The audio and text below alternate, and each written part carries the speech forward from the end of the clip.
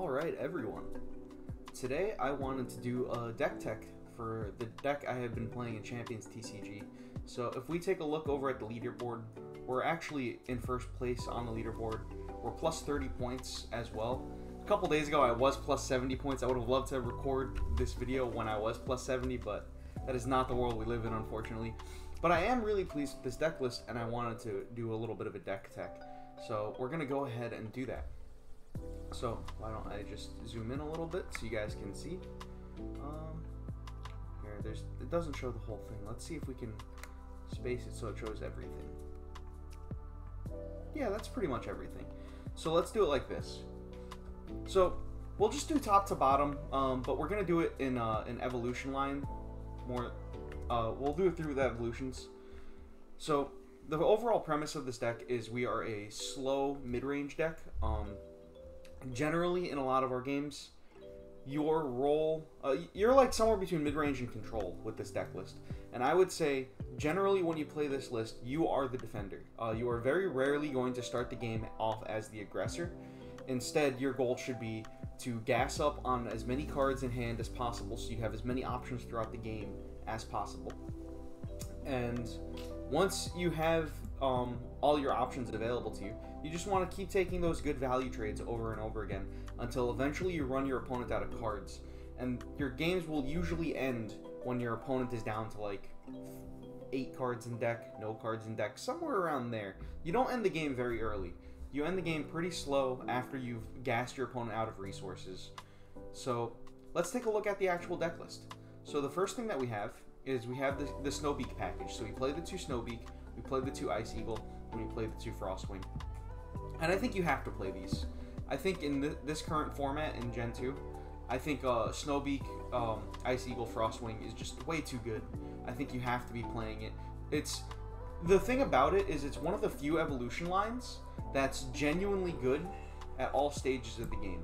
Snowbeak is great pretty much all the time. Ice Eagle is great pretty much all the time. The only thing is Frostwing can be a little bit of a liability. It does get bounced back by Mechwing really hard. It's a card that you really don't want to get bounced. Actually, the Guaking and the Frostwing are kind of your weak links when it comes to getting blown out by Mechwing. But we won't go too deep into that right now. Just the main thing to note here is that these 3 cards are amazing in pretty much every deck in Gen 2. I think Frostwing is excellent top end. Snowbeak is great at all stages of the game. It'll trade into something big. It'll be able to trade up over like a business. It just puts in work. It's a great card to have. Always useful. And then Ice Eagle is kind of the same way, where like Ice Eagle along with the Snowbeak is great because the Ice Eagle can freeze something. It buys you time. The Snowbeak can take free trades. So yeah. The Icebird package, very important. And since we're already on the Icebird package, let's just go with the whole bird package. So we have the Icebirds. Let's look at the Drawbirds that we play now. So the Drawbirds that we have is we play Shadowsteel, and the evolution of Shadowsteel over here, Obsidiwing. So I play 2 Shadowsteel, 1 Obsidiwing, and what's nice about this is the first time you play Shadowsteel, you can have Shadowsteel target himself. And when Shadowsteel targets himself, he's always going to draw Obsidiwing. And then you could... it's kind of like Shadowsteel is always guaranteed to draw a higher value version of himself. So he kind of lets you... While the Obsidiwing isn't amazing, it's like decent to play onto the board. And since you can always tutor it, and since when you play it, it always replaces itself, it's solid value with fairly low opportunity cost, I feel. So I like to play the 2 Shadowsteel, 1 Obsidiwing. Let me try to get my cat away from the screen right now. So those are the Drawbirds. There is one more Drawbird. We do have Amy. And since we're looking at Amy now, we'll also take a look at Business. These are just your greeds, right? Greed is incredibly important in this game. Your Business on turn 2 is going to be excellent. I don't even like to play units early on. Like, if I'm playing first and I have a turn 3 Amy in my hand, for instance, I'll just pass on turn 2. I'm not in a rush to play cards out. I am more in a rush to draw cards than I am to play cards out, because I feel like I'm generally able to recover the board with a lot of my options, and we'll go over some of those options later on. But for now, there is one more bird in the deck that we haven't talked about, and that is Mechwing. Mechwing is probably one of the strongest cards in the game. One of them. I wouldn't say it is the strongest, but it's incredibly powerful. That 3 mana 3/6 stat line is pretty good. It's not insane, right? Like, it's not massive, but 6 health is a lot. A lot of units don't trade that amazingly into Mechwing. Ocho will. Ocho will trade very well into it. Like, your rushes will. The 4 mana rushes will trade really well into Mechwing. But other than that, Mechwing is just great at recovering the board when you're behind on tempo. Being able to bounce something like a Frostwing or a Guaking, like we talked about earlier, with Mechwing creates a massive tempo advantage. Even something like if they played out some like a unit kind of like Ice Eagle or like any other like mid-level unit, and they evolve it into the final evolution, getting a Mechwing on that will re-buy you the board really well. So it's really, I would consider Mechwing to be a staple. I think all the cards we've gone over so far are just like staples in every deck. I think you need these Mechwings. I think you need the Icebird package. These early greeds are just so important. So yeah, now that we've gone through that, let's just keep going top to bottom. So we do have our 2 copies of Speedy. I'll pull them up here. Speedy, much like Snowbeak, he's just a solid early unit we can play. He does put the pressure on the opponent if you want to go face with him. But generally, I like to save Speedy so that I can just have him bump into a Snowbeak, have him bump into anything really. You can have him bump into a Woofa and he'll live. You can have him bump into a Mechwing and he'll live. You can have him trade with a Shadow Steel. That's not a great trade, but you can't have him do that. You can have him bump into an Amy. You can have him bump into a Business, a Jelly. He bumps into a lot of stuff, and he lives to tell the tale. So he just helps you control the board, and that's the important part. For the low cost of 2 mana, and the fact that he is rushed, so you can just send him face too as an endgame finisher.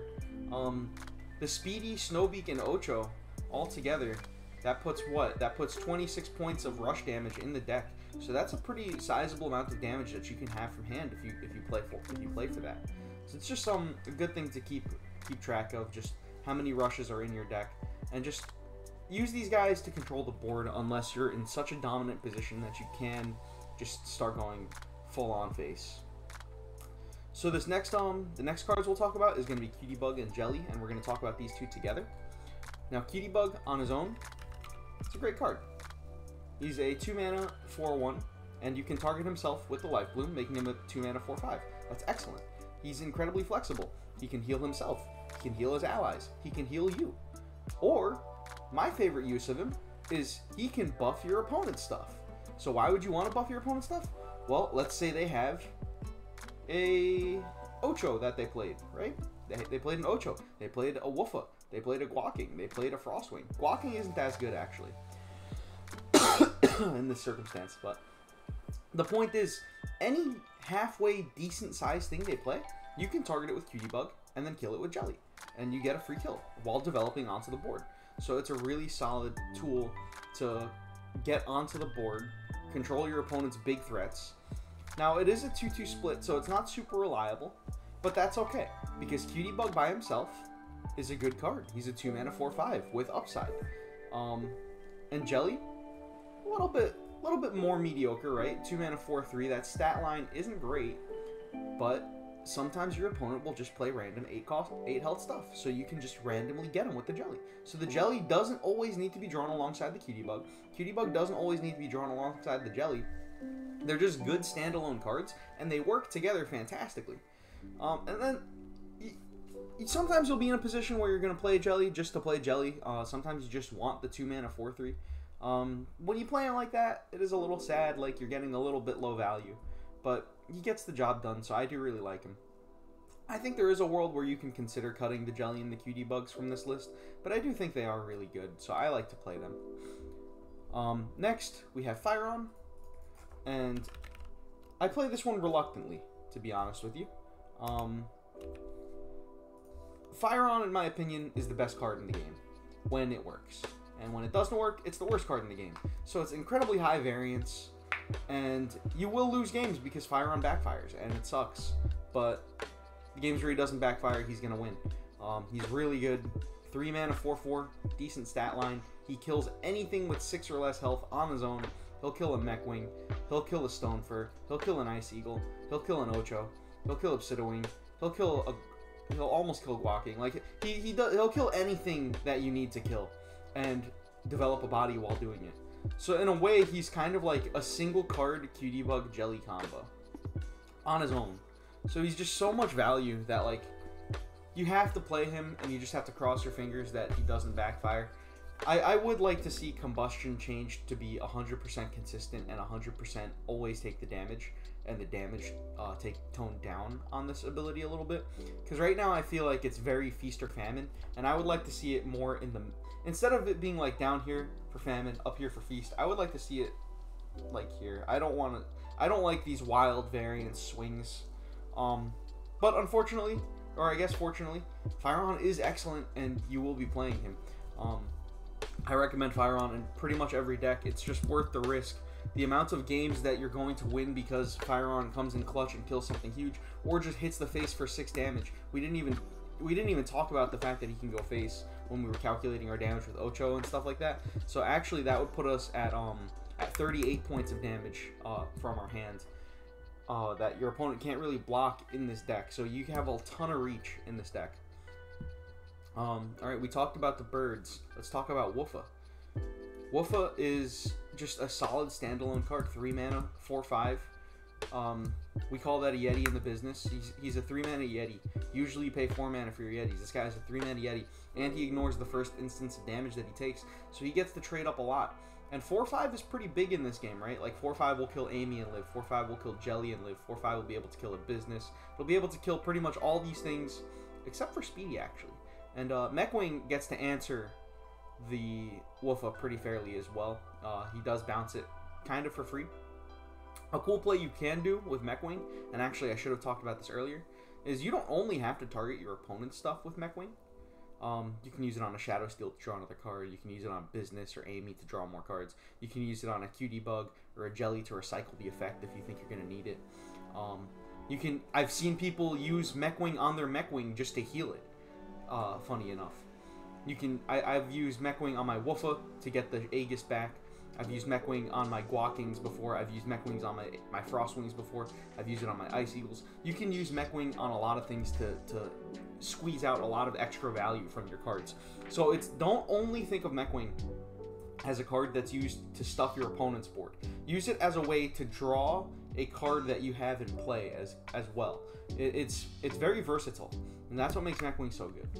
But we were talking about Ladesha, or not Ladesha, we were talking about Woofa, but I think we covered all the main bases. Woofa is just a stat stick. He's a good stat stick. You're going to need a few stat sticks to fight for the board. I think Woofa is one of the best ones for the early game. Woofa will even be able to trade into the Redemption package, which is what we're going to be talking about next. And actually, it's all we have left to talk about for the most part in this deck. So Woofa will be able to bump into something like a Ladesha or Gua Prince, and live to tell the tale, which is very rare for a 3-drop, right? The Redemption is going to pop and do 4 damage to Ladesha or the Gua Prince. They both do 4 damage on attack. So it's looking to do 8 damage, but just the way that the Aegis ends up working out is Woofa will live at 1 HP as long as he's got Aegis if he's bumping into one of these guys. So he's very resilient as well, which is why Woofa is great. So let's talk about the Redemption package now. It's not Redemption, is it? It's Retribution. I keep calling it Redemption. So let's talk about this Retribution package. And this package we have to slow down the game. And I'm going to include Stonefur in this package as well, even though it's an Earthquake, not a Retribution, it's an Earthquake. But it fulfills the same role as the Retribution does. So these cards all operate under one goal, and their goal is to slow your opponent down. Ladesha and Gua Prince are both reasonably sized units. 3 mana 4/4 is not insane, but the fact that when they die, they AoE the enemy board for 4 damage is massive, because it's very hard to keep a lot of units in play. There aren't a ton of units that can survive a Retribution, and there are very few that can survive 2. Like much fewer. So what you can do is throughout the game, these Retribution units can be played in certain ways. You have to be calculated with how you play them out, because you have a lot of them, right? You have 6. but you don't have infinite. So you need to stack them in a way where it's going to continue to pressure your opponent in a way where they can't productively develop a good board. And if you can continue to just each turn after turn present a Ladesha, a Gua Prince, a Gua King, and you can present them in a way where they're awkward for your opponent each turn that you get them into play, it really puts a lot of pressure on them to try to find efficient answers. And those efficient answers might be Mech Wing. If your opponent is using a Mech Wing on your Ladesha or your Gua Prince, I consider that a win, because that means that Mech Wing isn't going to be hitting your Gua King or your Frostwing. And you can probably just play the Gua Prince or Ladesha again next turn. It gets a little scary if your opponent is able to bounce it 2 times and then maybe Blizzard it. If they have multiple ways to slow down your Retribution proc, then you can get in a lot of trouble. But there are ways you can just kind of stack them that makes it very difficult for your opponent to keep the board under control for them. So I'm kind of talking in circles. It's the kind of thing that you have to practice a little bit and really see how these cards get the job done. But I promise you they do. Something like Gua King as well is a card I love to play onto an empty board, or a card that I play onto a board that's where the opponent doesn't have much.